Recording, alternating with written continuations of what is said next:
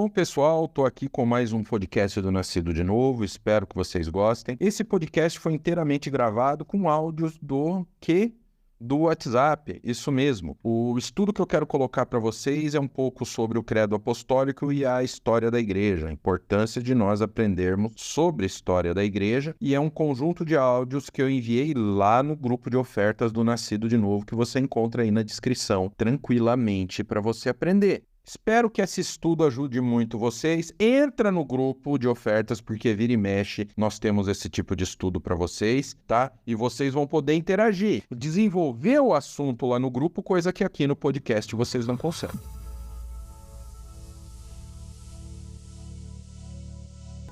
Bom, vamos falar sobre credos, né? O que é credo? Confissão de fé, catecismo. Catecismo, por um acaso, é coisa de quê? Catecismo é coisa de católico, credo, confissão, não é tudo de coisa de católico? Não, vamos bater um papo sobre isso. É o seguinte, pessoal, credos e confissões são documentos da nossa fé. Vamos pegar um exemplo. Como assim? Documento da nossa fé não é a Bíblia? O pessoal confunde um pouquinho isso. O que é um documento? O que é tua cédula de identidade? É um documento de que você é cidadão da República Federativa do Brasil, ponto. Agora, qual que é a regra de prática? Qual é o livro de regras? O ensino total? Qual é o papel que nós obedecemos aqui? Pelo menos a maioria, né? Tirando o STF, que se acha acima disso. Qual que é o documento magno? Qual que é a chamada Carta Magna na Inglaterra? É a Constituição Federal, tá bom? Então, isso que vocês têm que entender.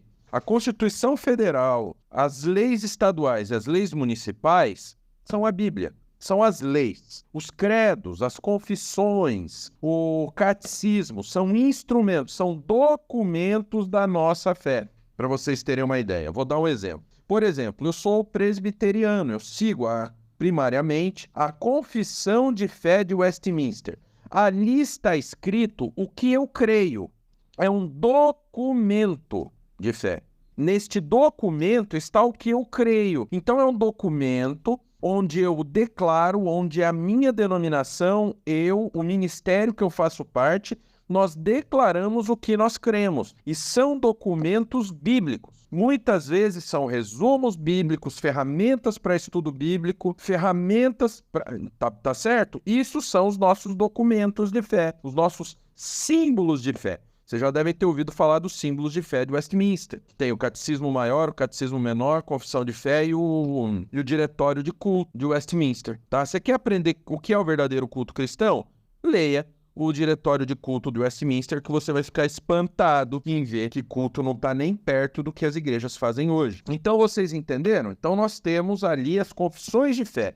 A Assembleia de Deus, ela tem uma confissão de fé, que na minha opinião, ela veio muito tardiamente e ela veio combater o inimigo errado, porque eles naquela confissão de fé eles estavam preocupados em combater o calvinismo. E o calvinismo não é o problema da Assembleia de Deus, eu te garanto, tá? O problema está maior ainda na teologia da prosperidade e no liberalismo. Mas a Assembleia de Deus tem a sua confissão de fé, que é uma confissão de fé nova, mas é uma confissão que diz o que a igreja crê, é o documento. O catecismo não é algo católico, tá bem? Catecismo não tem nada de católico. Catecismo, ele é um conjunto de perguntas e respostas para ensinar o evangelho. Então, por isso que ele é considerado um outro documento, um outro símbolo de fé. Por quê? Porque ele tem o conteúdo da Bíblia de uma forma organizada para te ensinar. Então tem o catecismo menor, que é o primeiro contato que o crente deve ter com essa questão, com esse ensino bíblico. Depois o catecismo maior, que ele é mais detalhado. No caso do catecismo de Westminster, no caso do catecismo luterano também tem, o maior e o menor, é o breve catecismo, né? Então nós temos isso. Então isso que é catecismo, outro documento da nossa fé. Aí nós vamos entrar em outro ponto. Nós vamos entrar em outro tipo de documento de fé.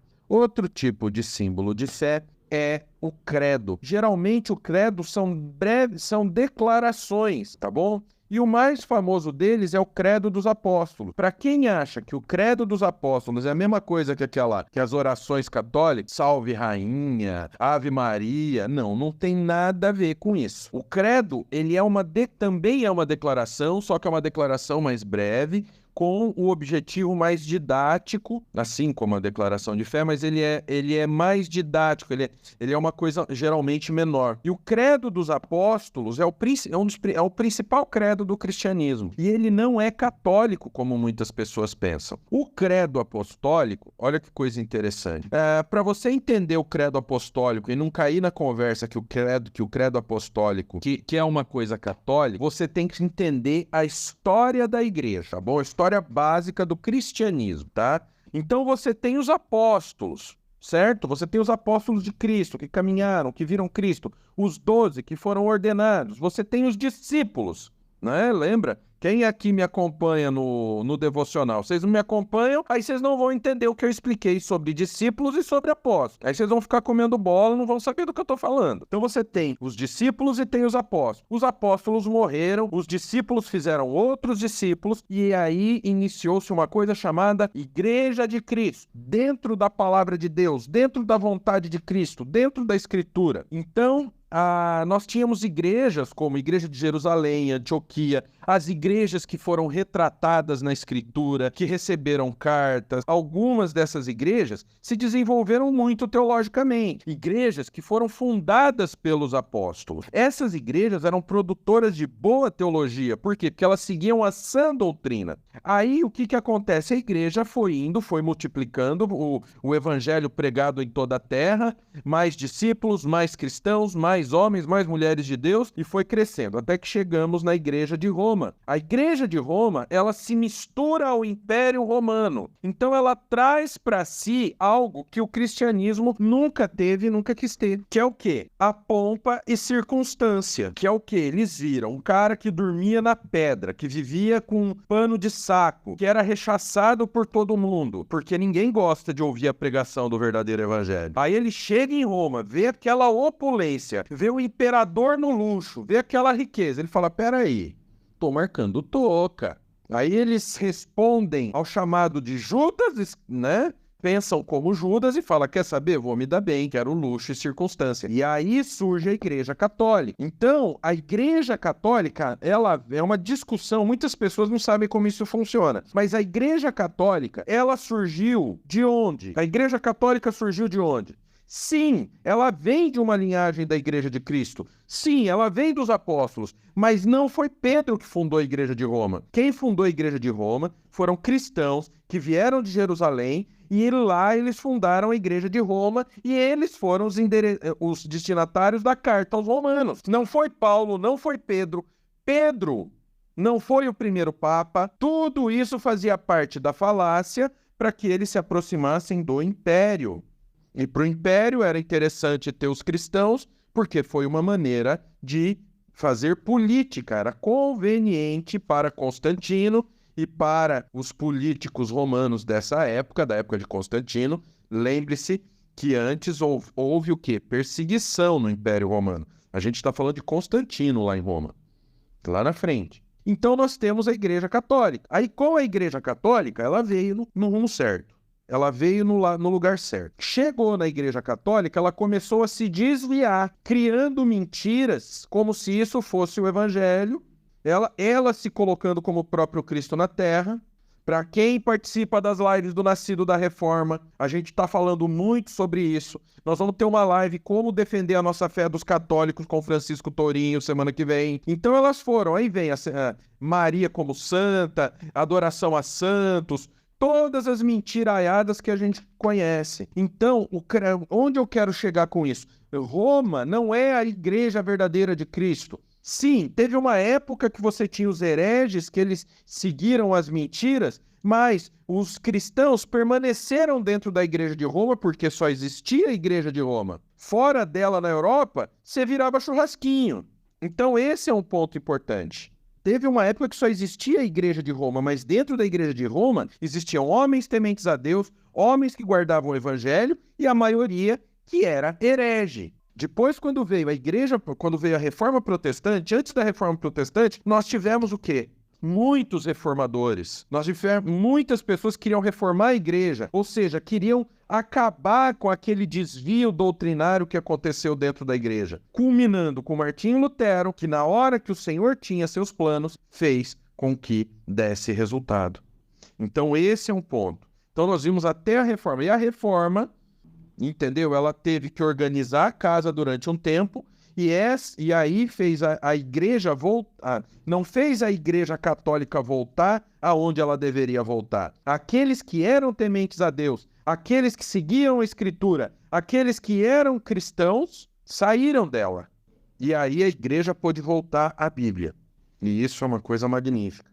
E aí, o que o credo apostólico tem a ver com isso? O credo apostólico, o credo dos apóstolos, ele é dessa época, ele foi desenvolvido por pessoas que eram tementes a Deus. Dizem que o credo apostólico vem dessa época dos pais apostólicos, ou seja, daqueles cristãos imediatamente após os apóstolos, que não se tem a autoria correta do credo dos apóstolos. E mesmo se ele tivesse sido redigido na época que a Igreja Católica era única, que só podia ter Igreja Católica, ele foi redigido por homens tementes a Deus, que estavam lá dentro, porque não tinha outro lugar, mas não compactuavam com as heresias. Esse é o ponto. Eu vou passar para a Vanessa mais alguns livros para pôr aqui para vocês.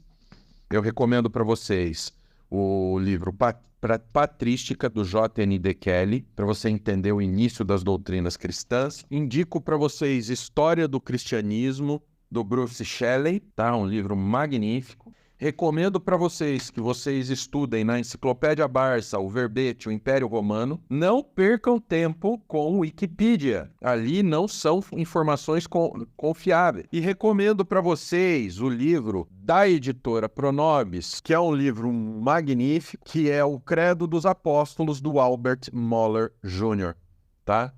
Essa é a literatura que eu recomendo para vocês. Inclusive, isso que eu expliquei para vocês vão aprender no quê?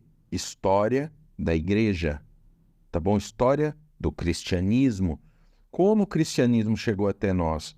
Porque o que acontece? Hoje a gente está numa época em que as pessoas pensam, gente, que olá, vamos de qualquer jeito, não existiu igreja até o meu pastor abrir essa portinha aqui na rua, aqui no meu bairro, e eu comecei a congregar aqui. Nunca existiu igreja. Existia o catolicismo, estava todo mundo errado, não existiu igreja. Não! A gente vem da igreja de Cristo. Ah, mas a igreja, ela criou a Bíblia, os católicos dizem. Não! Como que a igreja criou a Bíblia? Foram os apóstolos que escreveram os documentos, os autores bíblicos escreveram os documentos, a igreja apenas recebeu esses documentos. Esses documentos não, o código legal de Deus. Lembra que eu expliquei? A Constituição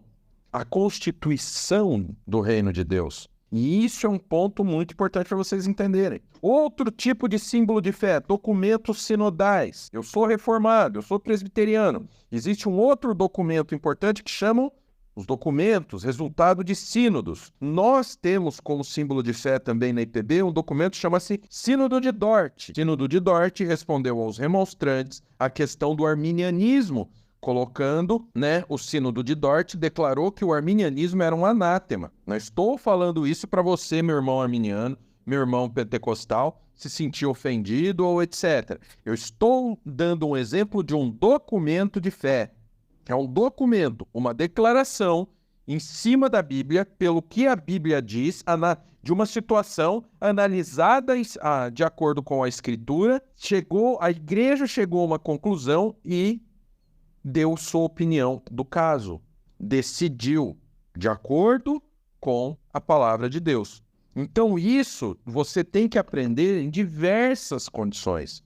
Como eu disse, história bíblica, história do cristianismo, a constituição do cânon das escrituras. Você tem que entender o que é a escritura. Quando eu falo do nosso seminário, da nossa formação completa em teologia, eu falo do quê? Eu falo da importância de conhecer a Bíblia, quem escreveu, para quem foi enviado. Você tem que entender a Igreja de Roma. De onde surgiu a Igreja de Roma? De onde a Igreja de Roma surgiu? A Igreja de Roma? Quem fundou? Vocês vão cair na conversa fiada católico-romana de que foi Pedro. Pedro, o apóstolo, que está enterrado embaixo da Catedral de São Pedro. Balela. O Vaticano foi dado por Mussolini para a Igreja Católica. Então esse é o ponto. Nós temos a nossa formação completa em teologia, nós temos um curso com 86 matérias, em 14 módulos, separado para vocês, para ensinar vocês de uma maneira que ninguém mais vai enganar vocês. Agora, chega um desses católicos moderninhos, começa a falar bonito. Como você vai defender sua fé se você não sabe como surgiu nem a tua denominação? Então a situação é mais complicada do que a gente imagina, né? Amém? Então é isso. Link está aqui embaixo da nossa formação completa. Quem quiser conhecer, está aqui.